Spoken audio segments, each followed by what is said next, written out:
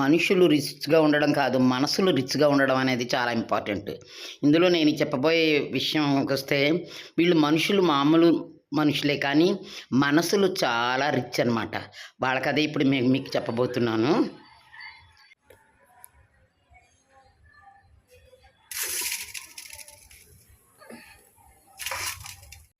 అందరికీ నమస్కారం అండి. నేను మీ శోభని.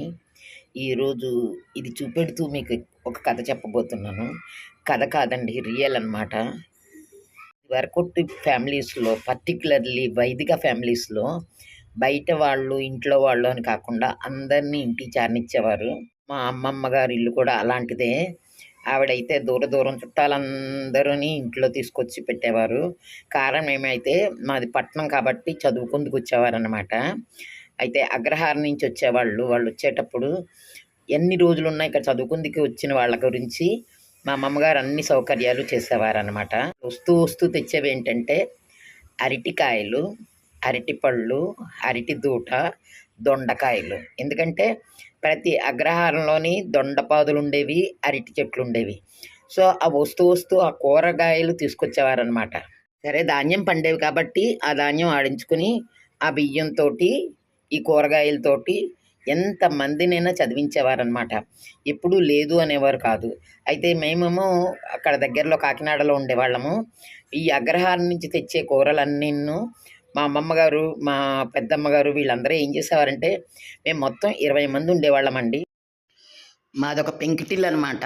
పెద్ద అరుగులు, ముందు వెనక పెద్ద అరుగులు, కొబ్బరి చెట్లు ఉండేవనమాట. ఆ అరుగు మీద నూతి చప్పటా ఉండేది. ఎవరి నీళ్లు వాళ్ళే తోడుకోవాలి, ఎవరి బట్టలు వాళ్ళే ఉతుక్కోవాలి, ఎవరి పనులు వాళ్ళే చేయాలి. పని మనిషి కూడా ఉండేది కాదనమాట. అలాగా ఉండగా మేము ఆదివారం చేసే పని అంటే ఇప్పుడు నేను చేసిన పని. దొండకాయలు తెచ్చేవారు కదా, వాటిని ఆదివారం వచ్చిందంటే మా అమ్మమ్మ గారు మాకు చెప్పిన పని ఏంటంటే, ఈ దొండకాయలన్నీ సన్నగా తరిగి ఇలా ఎండలో పెట్టమనేవారు.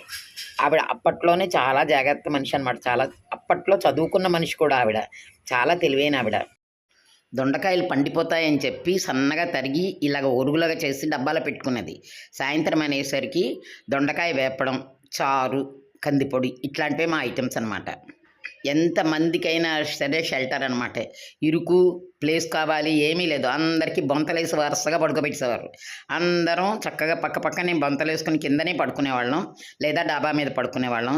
హాయిగా కథలు చెప్పుకుంటూ, చంద్రుని చూసుకుంటూ చక్కగా వెన్నెలైతే చంద్రుడు, లేకపోతే కళ్ళు మూసుకుని హాయిగా పడుకునేవాళ్ళం. ఇప్పుడు ఉన్న సెంచరీలో ఇప్పుడు అందరూ మా కాయలు కొనేసుకొని ఫ్రిడ్జ్లో పెట్టేస్తున్నారు కదా. అప్పుడైతే మాకు ఫ్రిడ్జ్ లేదు, ఏమీ లేదండి. ఫ్రిడ్జ్లు అసలు వాడేవాళ్ళే కాదు. గ్యాస్ స్టవ్ కూడా తక్కువ రోజులు వాడేవారు. అది కూడా మడి ఆచారం అనమాట. కాఫీలకు మాత్రమే గ్యాస్ స్టవ్ వాడాలి. కట్టెలు పొయ్యలతోటేమో వంట చేసేవారనమాట. కాచుకుందుకైతే కొబ్బరి మట్టలు, కొబ్బరి ఆకులతోటే వేడి నీళ్ళు కాచుకునేవాళ్ళం, శుభ్రంగా రాగి డేసాతోటి. నిన్న ఒక డాక్టర్ గారు కాజెస్ ఆఫ్ క్యాన్సర్ ఎందుకు వస్తుంది అనేది చదివి చెప్తుంటే, ఆ డాక్టర్ గారు చెప్పినవన్నీ చూస్తే ప్లాస్టిక్ ఉదయం లేచిన దగ్గర నుంచి ప్రతిదీ ప్లాస్టికే వాడుతున్నాం, అందువల్ల వచ్చింది అని చెప్పారు. నిజమే కదా, మేము కూడా అలాగే అయిపోయింది. ముందంతా రాగి ఇత్తడి వాడేవాళ్ళం, ఇప్పుడు ప్లాస్టిక్లో దిగిపోయాం. అవేవో తేలిగ్గా ఉంటాయి అని చెప్పి అన్నీ మంచినీళ్ళ బాటిల్తో సహా వాడుతున్నాం. సో మా వయసు అయిపోయింది, మేము వాడుతున్నాం, మానేయండి. మీరు దయచేసి ఫ్యూచర్ జనరేషన్ స్టాప్ చేయండి. చాలాసార్లు నేను అనుకుంటాను, నేను అందుకే క్లాత్ బ్యాగే తీసుకెళ్తున్నానండి. ప్లాస్టిక్వే అవాయిడ్ చేశాను. ఇప్పుడు నా వయసు అయిపోయింది, పర్వాలేదు, కానీ మీరందరూ కూడా ఆపాలని నా కోరిక. మేము హాస్పిటల్కి వెళ్ళింది చాలా తక్కువ అనమాట. మా వారు డాక్టర్ అయినా కూడా నేను ఎప్పుడూ హాస్పిటల్కి వెళ్ళలేదు. ఆయన కూడా ఇప్పుడు ట్రీట్మెంట్ కోసం అంటూ మేము వెళ్ళలేదు. కానీ ఇప్పుడు ఈ క్యాన్సర్ ఇట్లాంటివన్నీ చెప్తుంటే చాలా భయమేస్తుంది. మేము మళ్ళీ పాతకాలంలోకి వెళ్ళాను అనుకోకండి. ఎందుకంటే చౌకగా దొరికాయని నేను ఈ దొండకాయలు తీసుకొచ్చి ఇట్లా చక్కగా ఎండలో పెట్టేటప్పుడు నాకు ఈ కథ గుర్తుకొచ్చింది. కథ కాదు, జరిగిన కథ ఇది గుర్తొచ్చిందనమాట. అప్పుడు అంత పెద్దవాళ్ళు అంతంత మందిని ఎలా చదివించారు, ఏం చేశారు, ఏం తిన్నాము. అంతే హెల్దీ ఫుడ్డే కాదు కదా మేము తిన్నది, అయినా మేము హెల్దీగానే ఉన్నాము. అంటే ఆరోగ్యమైన ఫుడ్ తిన్నామన్నమాట. ఆరోగ్యమైన ఫుడ్డు అంటే న్యాచురల్గా పుట్టిన ఫుడ్డు. మరి ఇప్పుడు అన్నీ వస్తున్నాయి, కానీ జబ్బులు కూడా అలాగే పెరిగిపోతున్నాయి. ఈ కాలమాన పరిస్థితుల్లో ప్రతి చిన్నవాళ్ళకి జబ్బులు, పెద్దవాళ్ళకి జబ్బులు, క్యాన్సర్ అంటున్నారు కాబట్టి, నేను వెంటనే ఇది గెలుచుకుని ఈ మాట మీకందరికీ చెప్పబోతున్నాను. దయచేసి కొన్ని కూరగాయలు ఫ్రిడ్జుల్లో పెట్టకండి. పండినవి తినకండి. దొండకాయలు పండినవి అసలు తినకూడదు. ఇప్పుడు పొదుపు కోసం మొదలెట్టి దొండకాయలు పండిపోయాక పచ్చళ్ళు అవి మొదలెట్టాం. అసలు పండు దొండకాయ అసలు వంటకి పనికిరాదనేవారు మా వాళ్ళు. పండొస్తే పడేసేవారు. ఈ మాత్రం దూరగా ఉన్నా కూడా నేను కక్కుర్తిగా చూసారా నేను ఎలా పెట్టానో.